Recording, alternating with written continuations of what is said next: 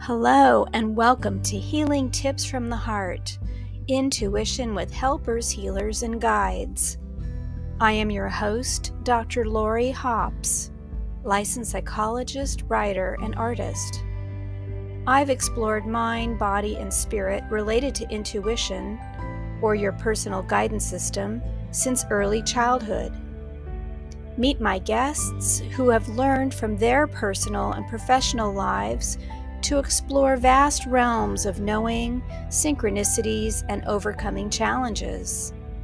Their stories may inspire you with tools to enhance your daily living and relationships.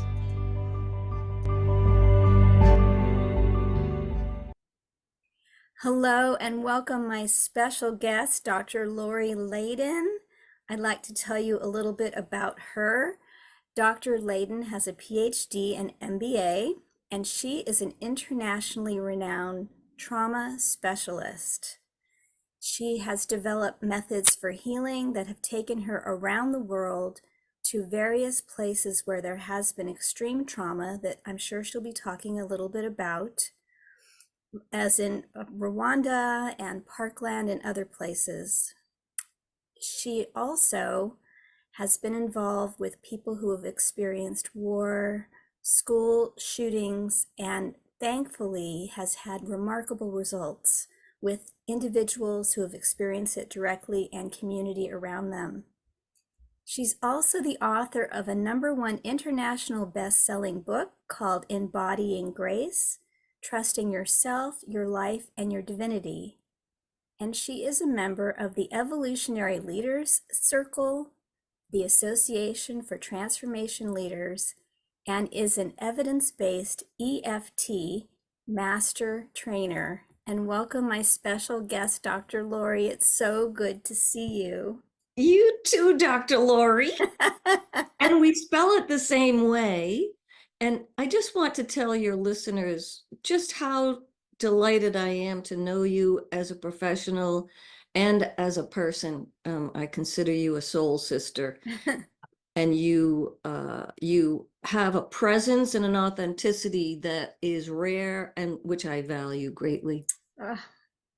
We sort of have a mutual admiration society with each other, don't we? Not just our names. It just started from there and grew. But yes, I feel the same way. You don't know this, but when I first got involved with ACEP years ago, I was looking for people in California. And you and I actually don't live so far away from each other, about an hour away. And so I saw your work and I was like, oh, I wonder if I'll be lucky enough to meet this woman one day.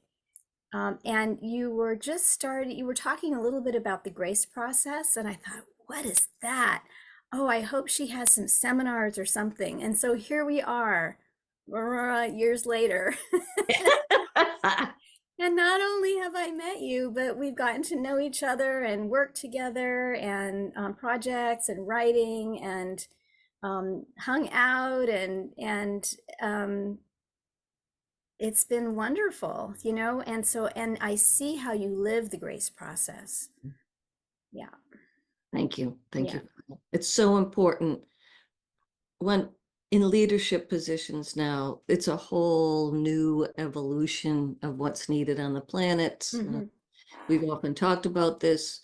Leadership is no longer a top-down thing. We must all be partners in this leadership and understand and appreciate each other as partners in whatever we're doing. Yeah. Yes.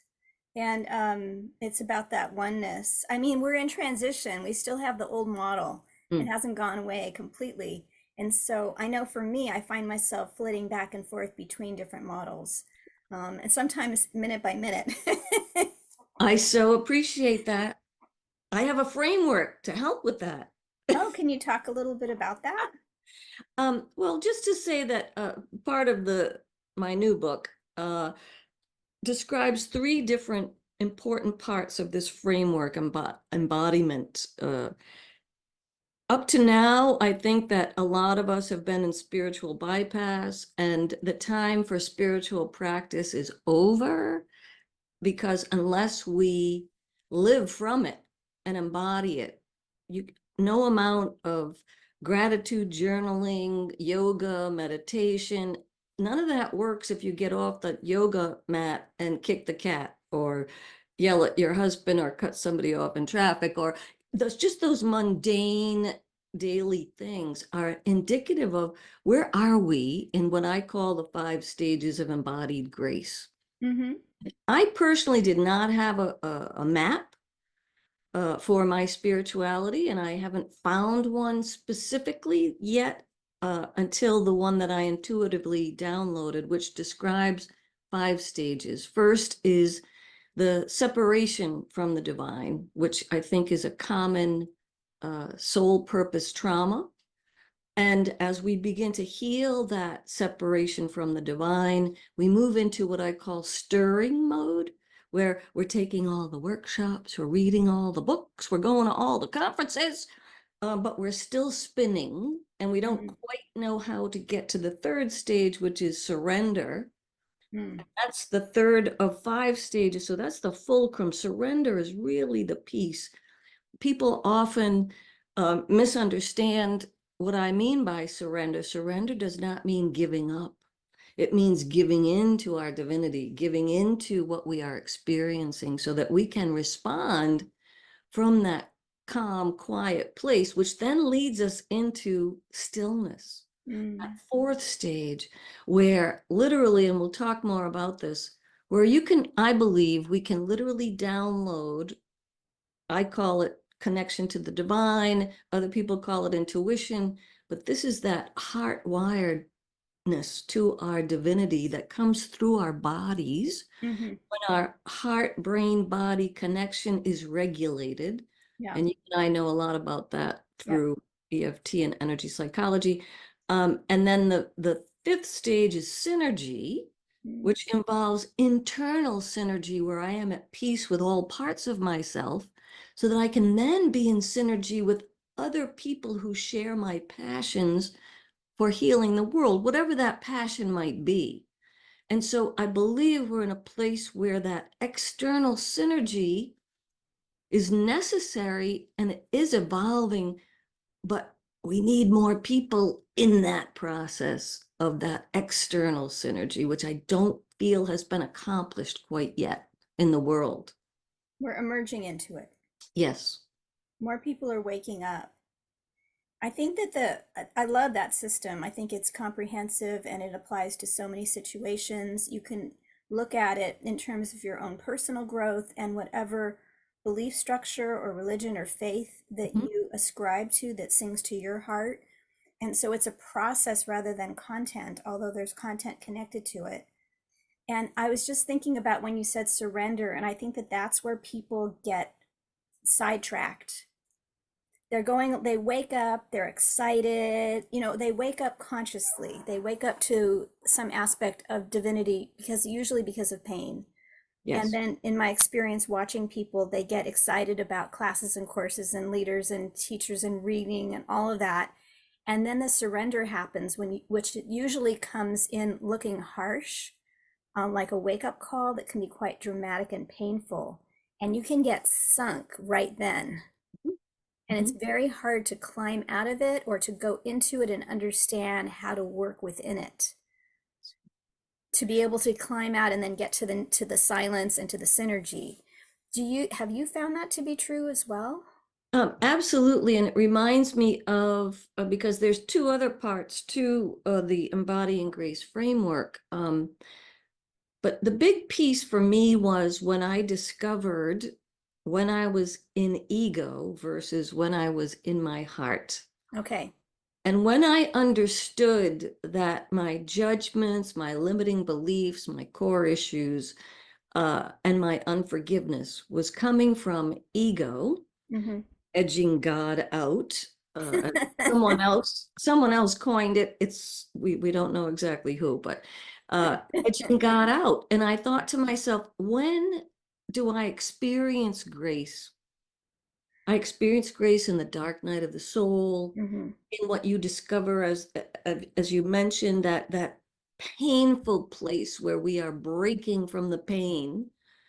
And It can happen in long, silent retreats. It can happen in prayer.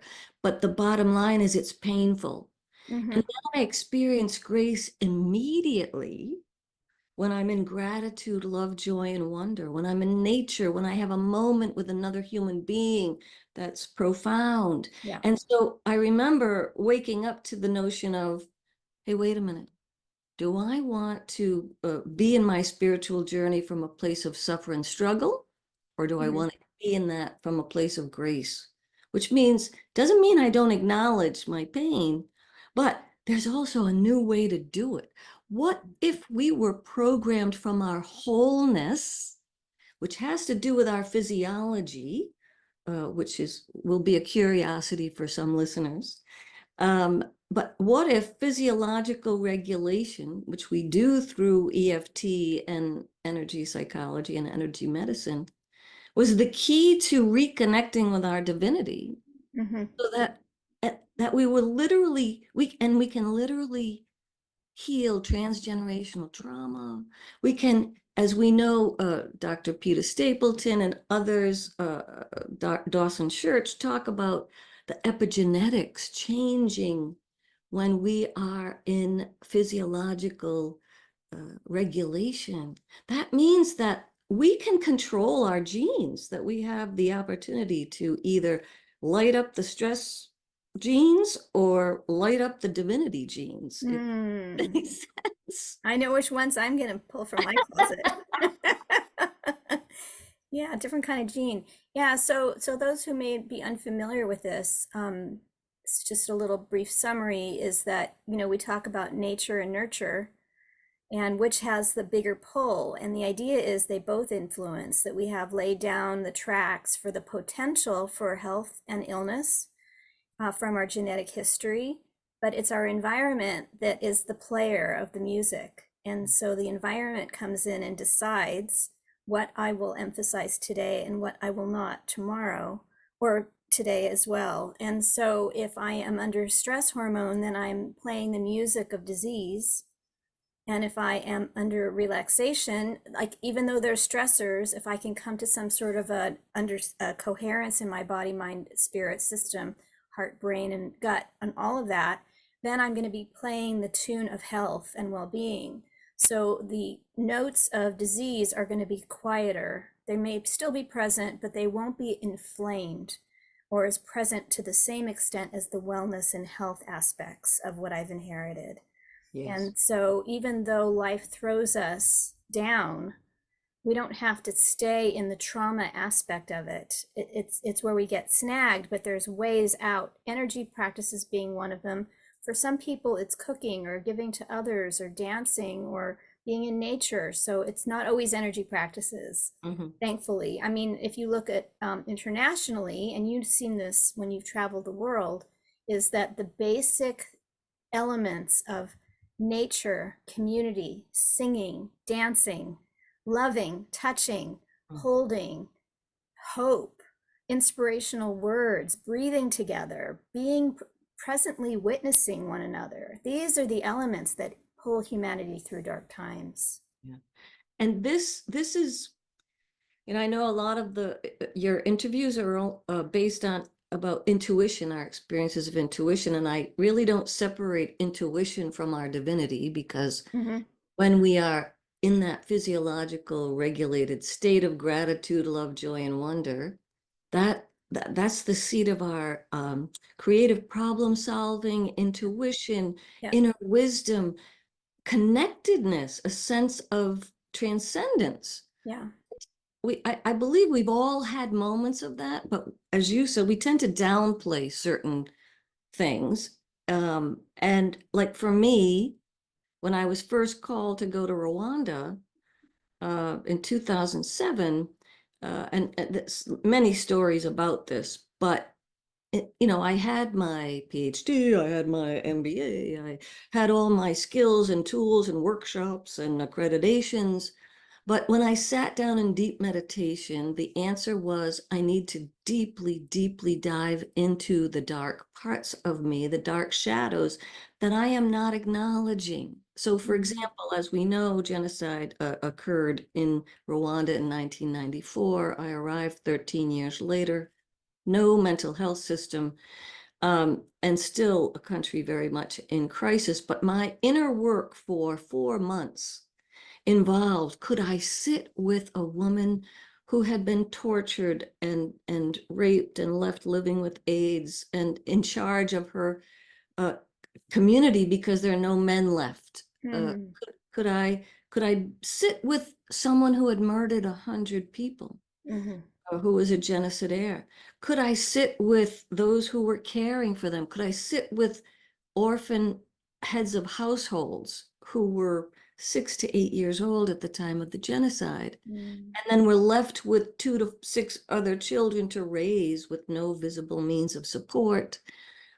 These are uh, deep, deep issues that I knew that if I did not come to terms with that in myself, I could not bring myself to a therapeutic presence and a human presence that would be healing. Yeah. And and all that work really, I mean, could I imagine how I could possibly be triggered to be a murderer? Mhm. And I sat with that. And because prior to this, I would have said, no way. And I then had to sit with my humanity. Under what conditions would we be forced or triggered to kill other people? And when our loved ones are threatened. So it really was important to me to understand and find compassion for all the people I would meet in Rwanda. And the biggest intuition or the biggest gift of the preparation I did, and I think you've heard the story before, but it always is a new story for me, is that my first week in Rwanda, and we were there for probably several weeks before we ever worked with anyone. I was Mhm. asked to come and do trauma healing work. I just wanted to get to know people. I wanted to get to know the history. I wanted to feel it. I wanted to live in it. I wanted to be almost anonymous in that and Yeah. fluid. But I went to this 3-hour church service, which with probably 300 people. And at the time, the mental health system was really given over to evangelical Christians who believed that catharsis was the way to deal with trauma. Okay. And you and I can have a whole nother podcast about why that doesn't work Yeah. or why that is re-traumatizing. In any event, I was at this event and I was in the back. I'm the only white chick in the place. And there people just go through this whole 3 hours of catharsis, which is, it's painful and it's re-traumatizing. I didn't have a translator. I was by myself, and this group of about a dozen women surrounded me at the end of the service, and Mhm. they were clearly elderly women. Well, at the time, elderly in Rwanda was our age. Um, Yeah. Sorry, we won't go into that. Um, Yeah. They they were the survivors. Exactly, and they were clearly living with AIDS. And they also were clearly living with the tortures and the maiming Mm-hmm. of the genocide. And I had no words. And this woman, when we were looking in each other's eyes, this woman put down her shirt to show me her mutilated chest, which is Mm. clearly a situation that happened in the war. And had I not done the work that I did on myself prior to that, I would have dissolved in an egoic state where I would try to fix something or do something, or worse, abandon myself and be incapable of anything. And when that happened, I just know that all ego dropped away. And I took her hand to my chest and put my hand to her chest, and we just gazed in each other's eyes. And the other women surrounding, I had no knowledge of what else was happening except with Mhm. this woman. And when that moment was, I mean, I felt like I saw myself in her, that I think she saw herself in me, that we were just in this moment of complete sacred connection. Mm. And then when we were complete, there was just such a shift in the energy. And I knew I had nothing to offer except my presence, in that I didn't have money. I didn't have drugs. I didn't have food. I didn't have all that. And in that moment, the other 12 women came in, or the other women who were there. Mm. And it was just this moment of presence. And she taught me that my presence was enough Yeah. in that moment. If I could bottle this and sell it, I would. More than enough. It was what was called for, and it was divine, Yes, and it went beyond anything else in the material. absolutely. And that's how I knew my ego had dropped away, because there was no conversation, there was no questioning, there wasn't even any consciousness. Right. And so when those judgments drop away, judgments of ourselves, of the other people, of the circumstance, Yeah. that's when that therapeutic presence can unfold.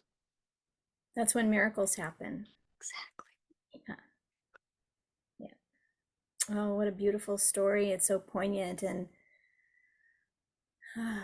powerful, and such an incredible gift you were given. Exactly. Exactly. Exactly. And she'll never know. And I'll never find her again. But in my heart, hopefully, we have that, whatever that, never doubt that what that presence can do for people. Yes. It's beautiful. Thank you for sharing that story. I'm sure it's touching people as they're hearing about it. And you bring us right there.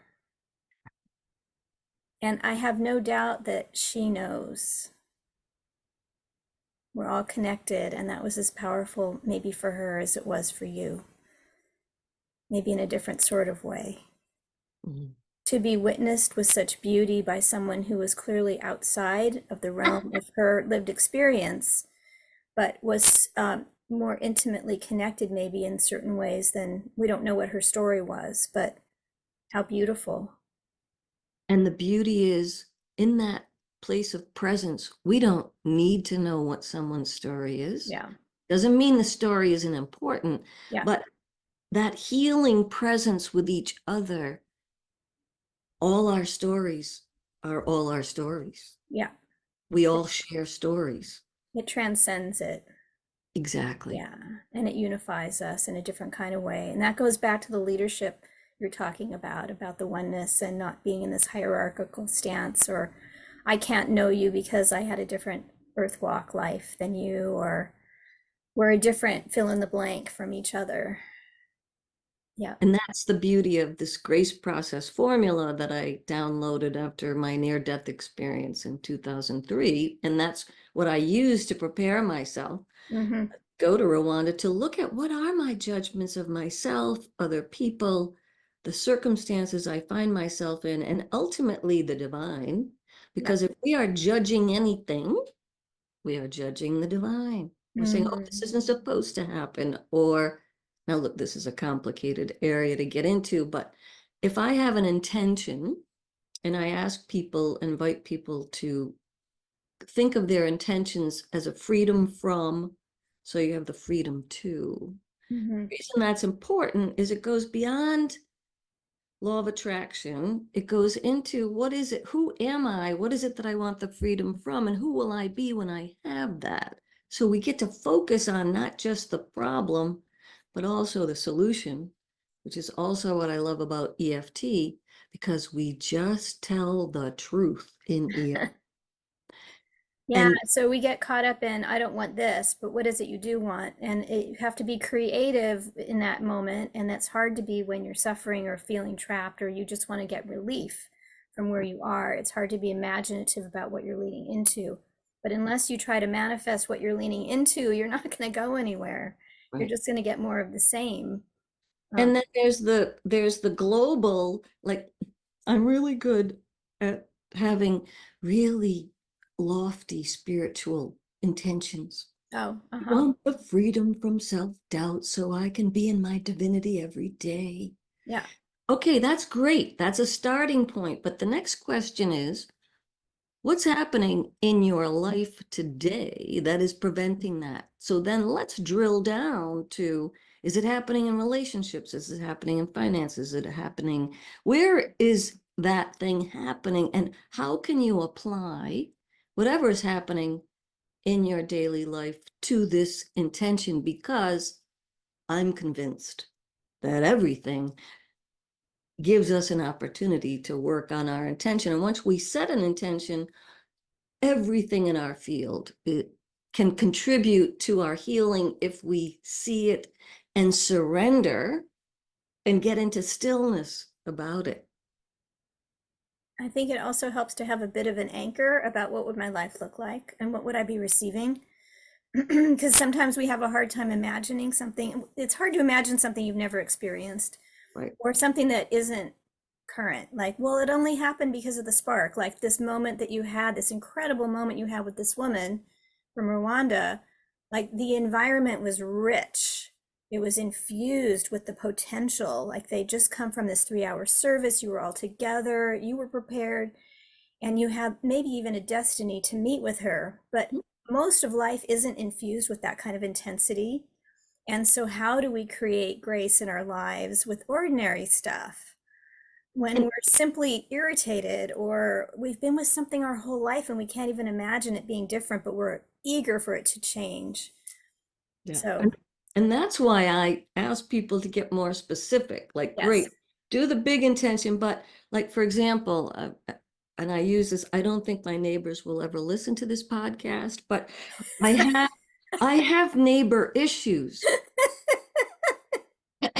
And Love on thy neighbor as thyself. yeah, oh, oh. And it's the lofty things. I can go to Rwanda and sit in front of that woman and have miracles. It's another thing when it's an everyday thing, and Right. the everyday thing is interfering with your safety about your property and Oh, God. blah Yeah. blah blah. But I just bring that up because we have blind spots, right? Like, Yes. I have a thing about being in the car. I let everybody go. I'm always so gracious. I just want somebody to go like that. That's all I want. An acknowledgement for Just those who aren't seeing doesn't us. happen. Yeah. Now, but again, I'm saying these things, these are the rich moments in Yeah. everyday life that invite us to know, are we really embodying our values or not? And for Yes. me, at least I know what takes me out. Right. And And you know who knows who's our best feedback as to whether we're in alignment in the small ways are animals and children. They have great BS detectors, and they also know how to sniff out genuineness and love and coming from your heart. They will react in a second to anything that's in or out of alignment. yes, totally, totally. Mm, mm. Sorry to cut you off from your stream, No, but it's no, just, no, it wasn't, not at all, because yeah. it's in perfect flow. Because at a very difficult time in my life, I adopted a senior, I fostered a senior cat who had multiple health issues Okay. and was a biter. Oh no. Well, nobody told me that. Okay. But then so I was with her for 2 years. I didn't realize no one else would take her, whatever, but I needed her and she needed me. Mm. And I just kept thinking, I could heal it with love. Now, when I say that, like, I knew her behavior. So she had a lot of different behaviors that were not good, uh, and were difficult Mhm. and took a lot of time and attention. But it gave me the opportunity to be so present to her, no matter what. Um, and even realizing the biting was a sign of her pain. Mm. But then I also had to set a boundary after 2 years, to say, okay, I just can't do anything more. But we communed together, and there were moments where she knew she was safe with me, probably for the first time in her life. So Yeah. I encourage people, I mean, certainly animals, and animals are a little safer if they're not biters. Yeah. Uh, but the beauty is that there's opportunity everywhere. And just kind of go back to the neighbor thing. Mm-hmm. I wake up every day with an intention to love them Mm-hmm. with boundaries. Mm-hmm.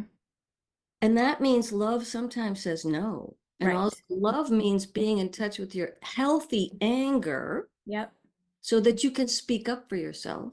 Because one of my things was from childhood, don't have a voice, don't speak up. Mm. So I embrace the opportunities that they're giving me to speak my truth, hopefully from a neutral position, which goes back to regulating that heart, brain, body connection.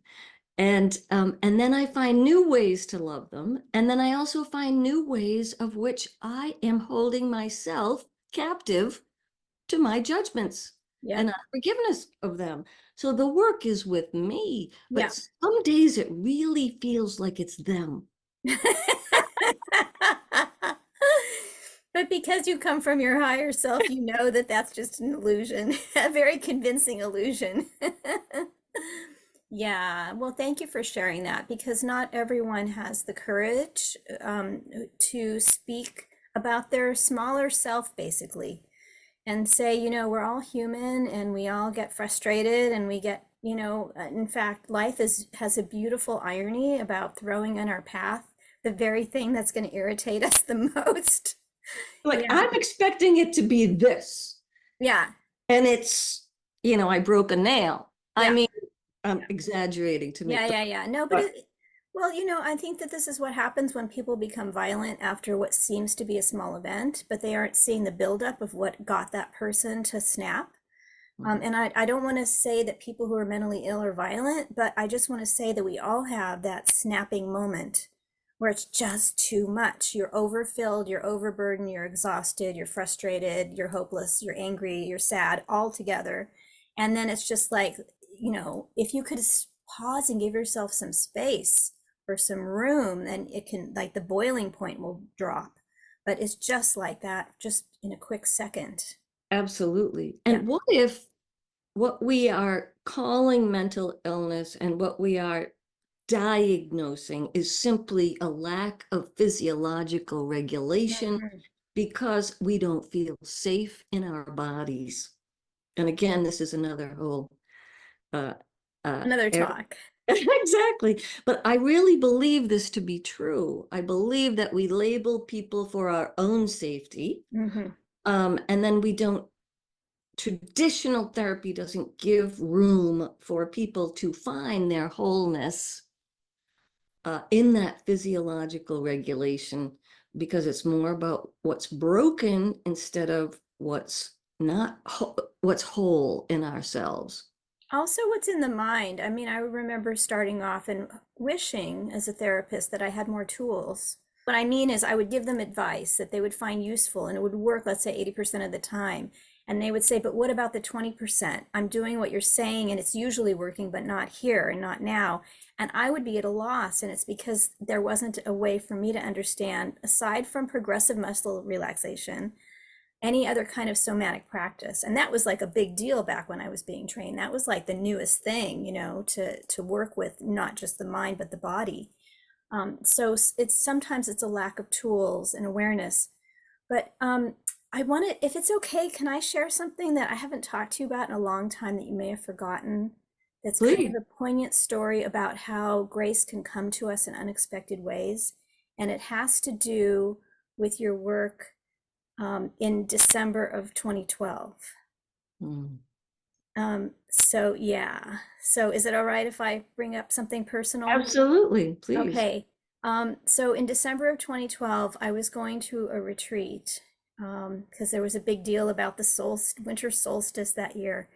Before I went, I had a dream, and I often have precognitive dreams. And in this dream, I went to pick up some mail from a mailbox. And it was like in college where we had these slots of little mails and we would have our key and open it. And I opened my key to my mail slot and I looked in and I could see through to the back. It's like looking into the mail room. And on the other side came through these handwritten scrolls that were delivered to me from children. Mm. And I remember how many children there were. And they sent me these letters. And they were so excited to see me and to be sending the messages through to me. And so I like took them in and thought, this is incredible. I don't know what these messages are. This feels like a divinity. And it was so beautiful to see through to the light on the other side. So can you describe what happened? I had this around my birthday, which is the first week in December. And then I Yeah. was going away a few weeks later. And I met up with you later and told you about this dream. Mm-hmm. Yeah. I promised I wouldn't cry on this podcast, but that's probably not possible for me. Yes, so you're referring to, and I'll give my own little backstory. On December 13th, 2012, I surrendered to many things.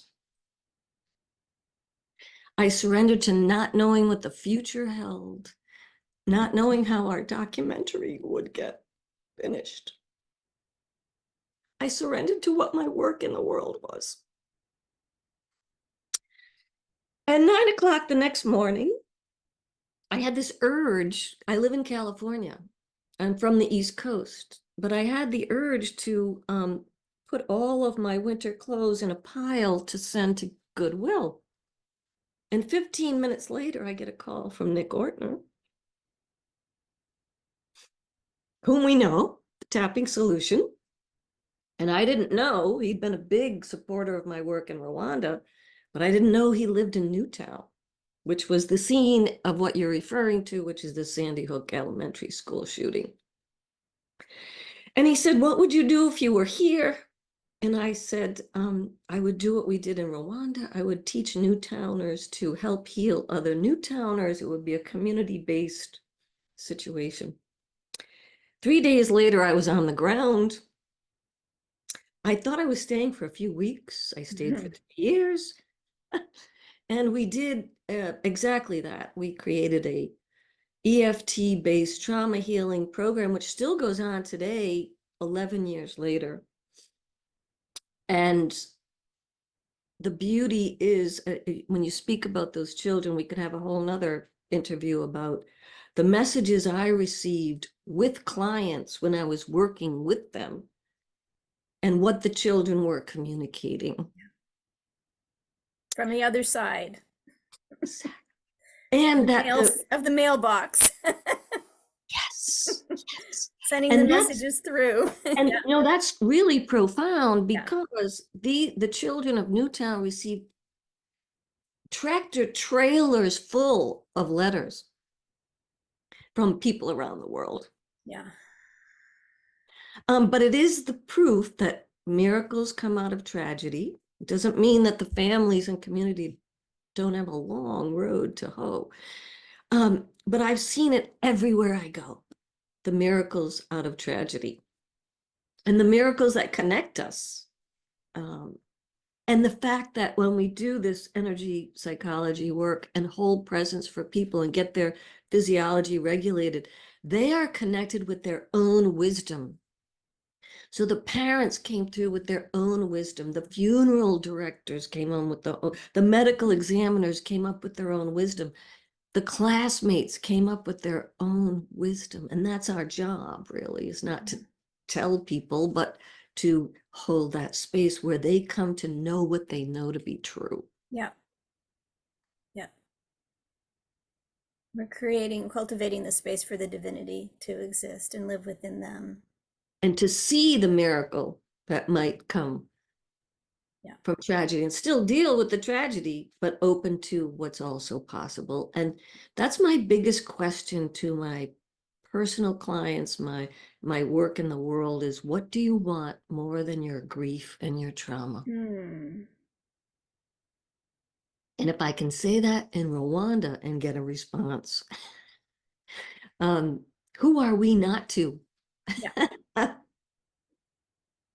Yeah. Wow. Thank you for sharing that. I know it's painful to talk about it and You know, remember it. it's not pain. The tears are really from joy Okay. and from such a gratitude that I've been given this opportunity. Yes. And thank you for letting the children's voices be heard again and their messages coming through from the other side. They were delighted. They were telling me, I have to go back in my notes and see what I wrote about it, but they were telling me that they were excited about what was going to be happening. And Mhm. so I was totally in this mode of going away and having this celebration of 2012. So when the tragedy struck, I was a little bit in a bubble. It didn't, people were like, Laura, you're so sensitive. Are you okay? And I'm like, I don't know. I'm riding some kind of a wave of energy that's very positive right now. And I'll have time to process this yet another tragedy when I get back. But I think if I hadn't had that dream connecting with the children ahead of time, I wouldn't have been able to stay at that level. And it wasn't that I was being insensitive to the pain and the suffering.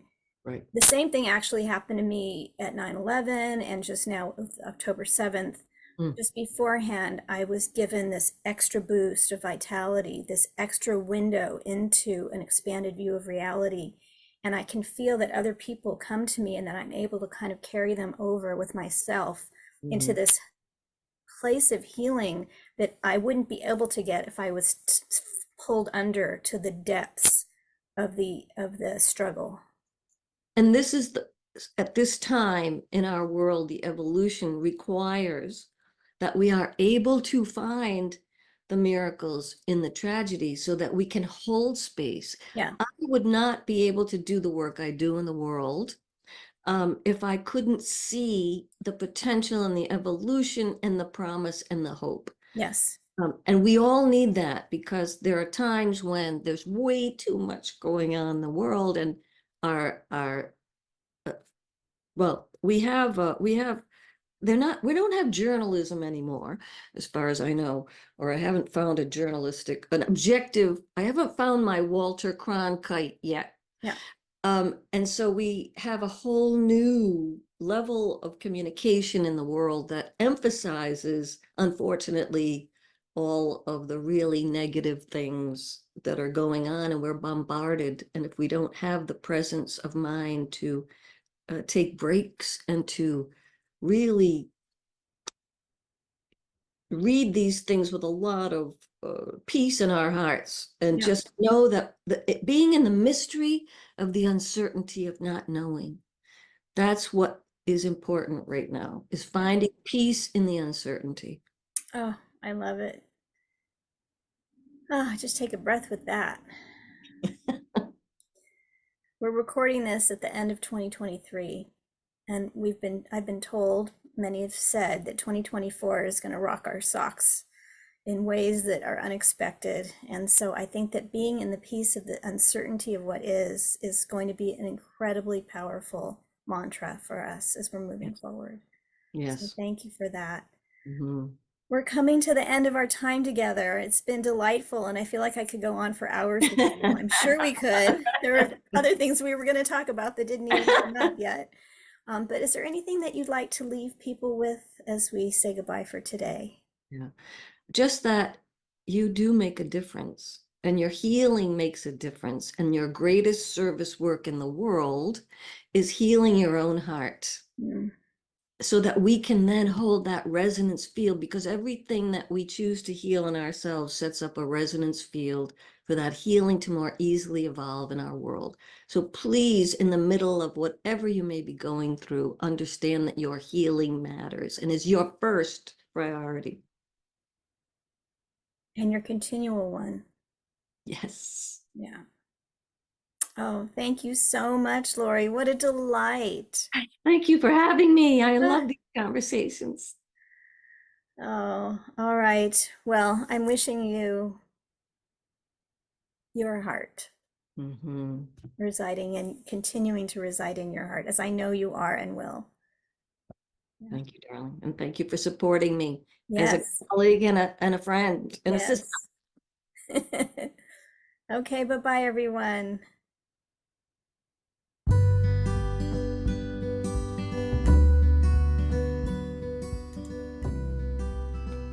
Thank you for joining us for today's podcast. If you want to learn more, you can visit my website for podcast and resources at hopshealingtips.com. You can also like, share, and subscribe to this channel. This podcast is for information and entertainment purposes only and is not providing healthcare advice. Please seek guidance from your professional healthcare team should you need assistance.